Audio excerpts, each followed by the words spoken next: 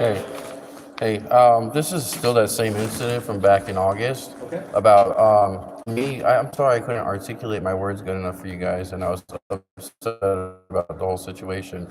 But basically, to sum it up, I came over there as a customer to complain about a property of your business, and you reacted by calling me white trash and all this stuff. So I went back in there, recorded him. That 13 seconds of me walking back in there and recording him and saying, "Hey, you said fuck. What else did you want to call me?" And then he's like, "Oh, sir, excuse me." That was played in front of Judge Hester. She shook her finger at me and made it seem like I was this bad person, even though there wasn't enough evidence. He then had your lieutenant, Jason Barrett, come over there on the 21st of last year and make up some false report and just make lies on the report. I have it in my car. She said not to grab it because you guys have all this information. I have it all. I have all the documentation of what he wrote down of this report, which never took place. I never walked back over to that property. It was one day. In fact, the cops, if the statute says, like, if this is how it's supposed to be, the statute states that the deputy has to see you on the property for you to be trespassed. Deputy Deputy Devin Jenkins said to him, "Well, I didn't see him on the property, sir. I cannot trespass him." Then he went into this elaborate story that I chased him. I've had guns and all this. Well, in this recent report here of this year, he states that I am a known drug dealer and I am known to carry guns. This is Shaw. That's from another deputy. Now, Deputy Carlson's pulled me over for the window tint, and I had a bag. I opened it up. There was no gun in there, no nothing. He said, "Get the tint fixed." He had altercation with me, never felt threatened or anything like that. So I don't understand where I'm known to carry guns and a known drug dealer. That's not even on my records. None of that. Are you making a complaint on this deputy now? No. I'm making a complaint on the formal complaint that was never taken seriously from the chat and all this. You guys brushed it off. You never watched the actual footage because Deputy Reeves is in there saying, "Wasn't he in here more?" I was in there for about 15 minutes. I showed him a video on my phone of the U-Hauls backing into my property. I was conducting myself appropriately. He slapped me in the face. That was never, he edited that footage that was presented from the state. He slapped me in the face. You can shake your head no. He deleted he deleted the spot where he slapped me in the face. He slapped me in the face. He slapped my phone, broke my phone. In the police report, it says he had scratches on his hands. I didn't want to press charges. I didn't want it to go this far. We went to court for trespassing and it got thrown out because there wasn't enough evidence. Because it said that I was there the state determined that, and they said that what was his name? Jason Brett never came in. So his words that tried to put me in to go make me serve 13 days and a $500 fine for that misdemeanor was his words that he never even showed up for. That's why can't your deputy show up for the words that he put down on paperwork to testify against me? And he's a lieutenant. Well, no, I'm upset. I can understand. You've been upset every time we've had a conversation. Okay? I'm sorry. I think I explained this to you last time you called and talked on the phone. We generate your complaint, okay? You were in here, how long was it? 6 to 8 months ago when Sergeant Hines and I were down here. The initial complaint on It was brushed off because you said, just like you said, you're always angry. You said, because I can't conduct myself because you guys don't take me seriously. Okay. We sent that complaint out. Mm-hmm. Okay. That complaint was investigated. And it was unfounded. Okay. Corporal Reeves investigated himself. Corporal Reeves and I think at the time Sergeant Barrett, who now went over there. And I said, should I? Yeah, hold on. This is what I was going to say because you never watched the body cam. Because I said in there, well, somebody needs to watch the body cam because my rights were violated, dude. My rights were violated. I asked for a lawyer. I said I'm disabled. I have mental issues. In the 4 minutes that he was talking to me, and then he walked away and went over to Mr. Jahan. And then this is what he said. He said, what did he say? He said he's saying the same thing that he said from the beginning. And then now he's saying, well, he steals from me. He does this. He does that. All this extra stuff that wasn't said to Deputy Jenkins in the beginning. From the entire property. No, and that was another thing. Mr. Lee said, I do business with him. He said, you can go ahead and bring a deputy to that property, and he'll go ahead and lift that trespass today. Do that? No, because it don't even involve you guys, because all it is about him. He's the only one that's going to call the police on me, and if he calls the police and has you guys come out and you arrest me for stepping foot for doing business with Mr. Lee, we'll take it to court, and we'll see what happens. There's a non-issue anymore. It's a non-issue. Well, this is the thing. Lieutenant Barrett is the one that enforced him he pressured him to do it. He said, well, Mr. Jahan doesn't like him. You could watch the video. You would see it word for word. He said it'd be better if you just did this for all of us, I guess. Forcing him. He didn't want to give up his license. He didn't want to. He's like, well, I don't want to pick a side. And then he's like, I know. And then the first thing he says before he even talks to Mr. Reeves, Mr. Reeves, Deputy Reeves, is, we're just going to, if he doesn't want to do it, we're not going to do anything. I don't understand why nobody's actually went into detail about it, though. This is the police investigation work, though. What happened, though, is... We generated your initial complaint. The initial incident. Okay. Where you went in on the private property and you had the dispute. Okay, and the same evidence, my evidence that you looked at, my stuff. All in there. Okay, if you would have seen then his video where he edited it and took the video where he slapped The me. last time we were on the phone, you did the exact same thing. I can't talk. You didn't watch the video, though. I don't review the report. So how are you supposed to take a full estimate and make an actual educated decision about the...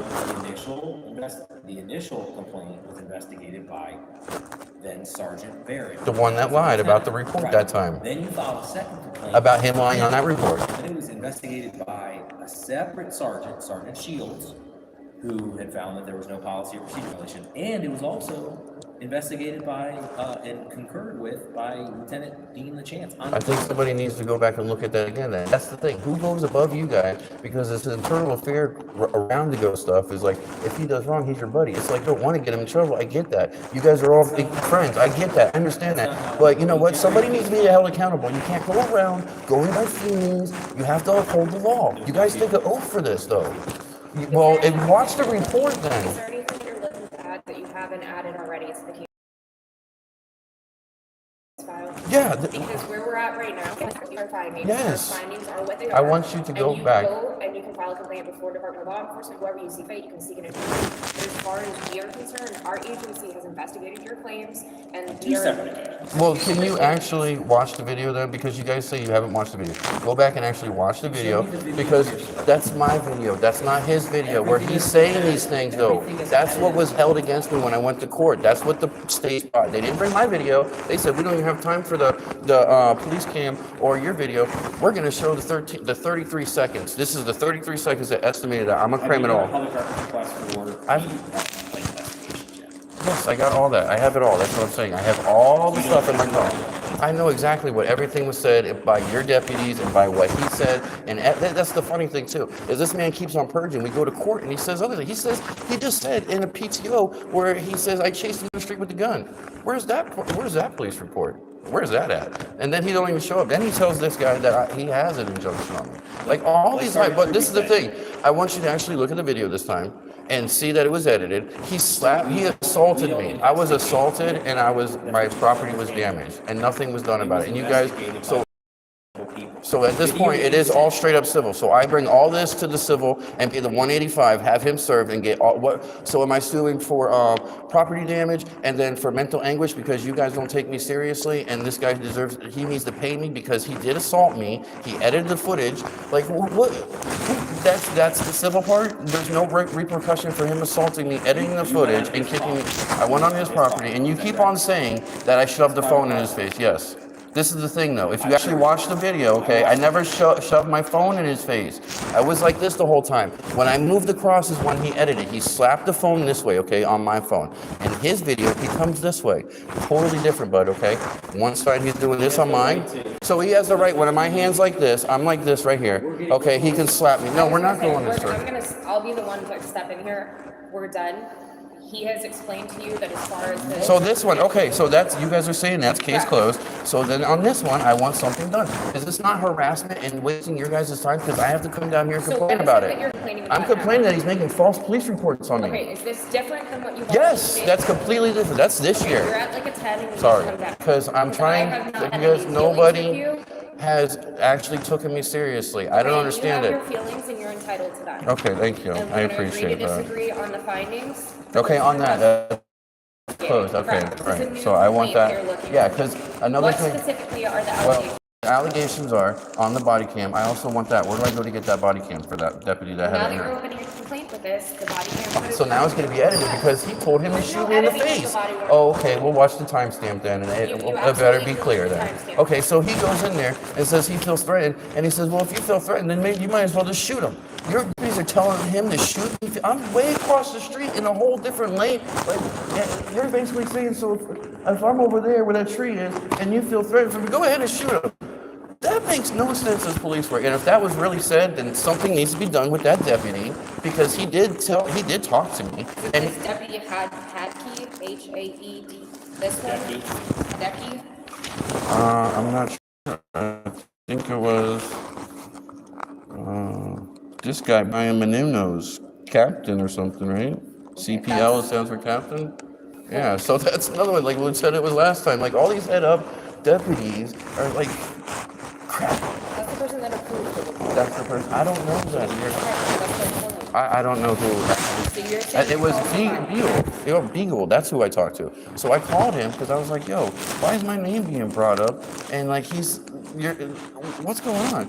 And he's like, "Well, Mr. your Dobbs, name are was you brought saying up." that he falsified? Is that what you're Yeah, saying? I'm saying he falsified that, and then the guy made a false police report, Right. wasted your guys' time. If he did call 911, that should be misabuse or however you want to say it, of 911, misuse of 911.